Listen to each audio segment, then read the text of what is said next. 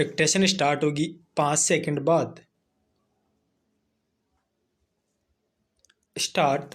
महोदय, मैं यहाँ यह भी कहना चाहूँगा कि स्थिरता का अर्थ गलती से जड़ता नहीं समझ लिया जाना चाहिए। सुधारों के मूल में यह बात समझनी होती है कि परिवर्तन आवश्यक है। भारत में स्वतंत्रता प्राप्ति के बाद से हम जिन आर्थिक नीतियों पर चले उनसे हम विकास के एक ऐसे सोपान पर पहुंच गए कि जिससे 2001 तक हमारा काम अच्छी तरह चलता रहा। इससे पहले भी परिवर्तन की आवश्यकता अनुभव की गई थी और 80 के दशक के अंत में परिवर्तन शुरू भी किए गए थे। 1990 से 91 के संकट से तो इस प्रक्रिया में तेजी आ गई। अपनी पिछली नीति से हमें जो सफलताएं मिली थी ये सुधार उसी पर आधारित थे। यदि हम 1991 में नियमनों को दूर कर सके और उदारीकरण को जारी कर सके तो इसका कारण यह था कि प्रधानमंत्री के बुद्धिमत्तापूर्ण मार्गदर्शन में स्वतंत्रता प्राप्ति के बाद से हमारी अर्थव्यवस्था के विभिन्न क्षेत्रों ने प्रगति करके एक आंतरिक शक्ति प्राप्त कर ली थी। उनका घोषणा पत्र पार्टी का 1991 का घोषणा पत्र इस बात का स्पष्ट और बिल्कुल सही द्योतक है कि क्या आने वाला है। कृषि में अपनी प्रगति के फलस्वरूप हम आत्मनिर्भर हो गए थे। हमारे उद्योग इतने मजबूत बन गए थे कि बाहर के विदेशी संपर्क को वे झेल सके।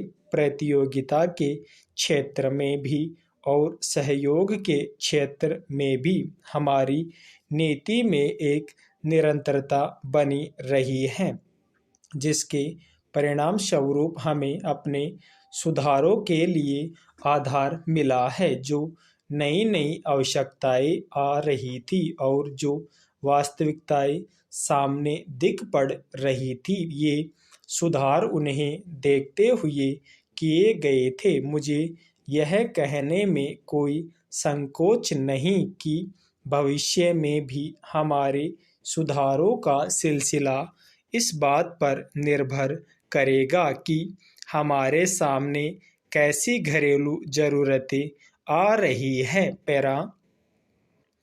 जैसे जैसे हम इन सुधारों पर चलते जाएंगे तो जहां कहीं उनकी कमियां नजर आएगी उन्हें दूर करने की चेष्टा की जाएगी। मैं सुधारों को बेहतर बनाने के लिए दिए गए सभी सुझावों का स्वागत करूंगा, चाहे वे आप सबसे मिले, चाहे मेरे साथी राजनीतिक नेताओं से, चाहे व्यवसाय विशेषज्ञों से मिले, चाहे जनता से। और यह सब हमारी सुधारों की नीति के अनुरूप होगा और वास्तव में तो यह उस नीति को मजबूत बनाएगा। कभी उस नीति को परिशुद्ध करने पर जोर देकर और कभी उसमें मानव हित पर ध्यान देकर, और ये दोनों पहले दिन से ही हमारी नीति का एक भाग थे। इस संबंध में मैं हाल में उस वाद विवाद की चर्चा करना चाहूँगा जिसमें सुधारों की आलोचना की गई है। यह कहा गया है कि नई नीतियों से जनता की अपेक्षाकृत गरीब वर्गों को कोई लाभ नहीं हुआ। कॉलेज के दिनों में मैंने भी इस बात का अनुभव किया है कि दिन में एक बार खाना मिलने का क्या अर्थ होता है। इसलिए गरीबों के बारे में मेरी चिंता सचमुच वास्तविक है। पैरा।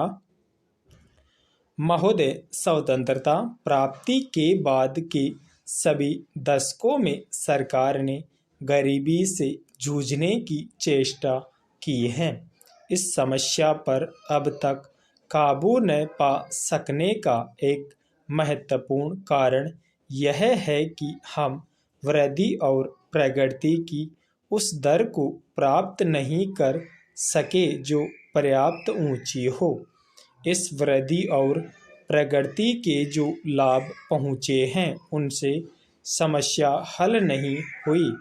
इन सुधारों का उद्देश्य यह है कि हमारी वृद्धि की दर की रफ्तार त्वरित हो जाए, परंतु चूंकि वृद्धि के लाभ पहुँचने में काफ़ी समय लगता है, इसलिए मैंने यह फैसला किया कि केवल गांव के स्तर पर अलग से साधनों का एक पार्श्व टीका लगाया जाए ताकि पहले के मुकाबले गांवों के गरीब लोगों के लिए रोजगार पैदा करने तथा उनकी शिक्षा, स्वास्थ्य और अन्य सामाजिक समस्याओं पर कहीं अधिक ध्यान दिया जा सके।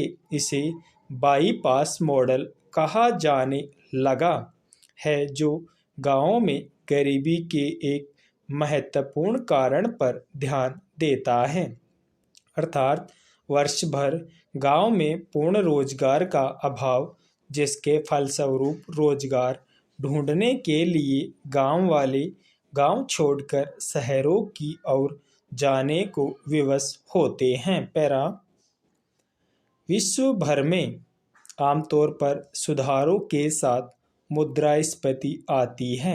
उसकी कठिनाइयों को पूरी तरह मिटाने की बात तो नहीं हो सकती, परंतु उन्हें कम करने के लिए मैंने नए सिरे से मजबूत बनाई गई सार्वजनिक वितरण प्रणाली को लागू किया है, जिसके अंतर्गत गरीब लोगों को अनाज विशेष रियायती दरों पर दिया जाएगा।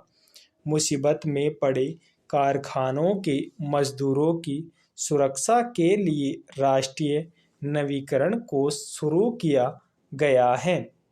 मुद्रास्फीति को न्यूनतम करने का कोई भी प्रयास छोड़ा नहीं गया। मैं यह चर्चा आपको इस बात की जानकारी देने के लिए नहीं कर रहा कि हमने क्या किया है, बल्कि इस बात पर जोर देने के लिए कर रहा हूं कि हमने आंख मूंद कर ये सुधार नहीं किए, बल्कि इस बात पर अच्छी तरह विचार करने के बाद किए हैं कि क्या कठिनाइयां सामने आ सकती हैं और इस दिशा में समझते बूझते हुए प्रयास किए हैं कि उन कठिनाइयों को किस तरह कम किया जा सकता है ताकि इन सुधारों का लाभ समाज के सभी वर्गों तक पहुंच सके। पैरा अंततः इन सुधारों की कसौटी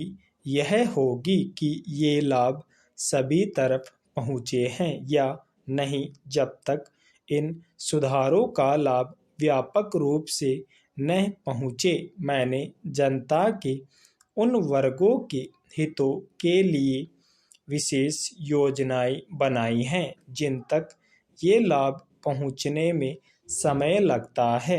मेरे लिए वृद्धि की दर के आंकड़ों का कोई मतलब नहीं।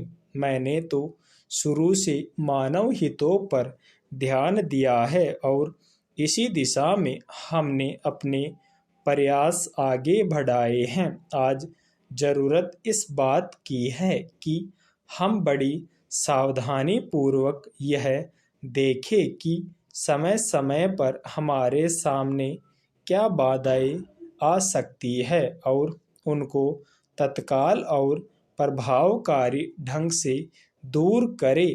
पैरा जिन तक ये लाभ पहुँचने में समय लगता है, मेरे लिए वृद्धि की दर के आंकड़ों का कोई मतलब नहीं। मैंने तो शुरू से मानव हितों पर ध्यान दिया है। स्टॉप।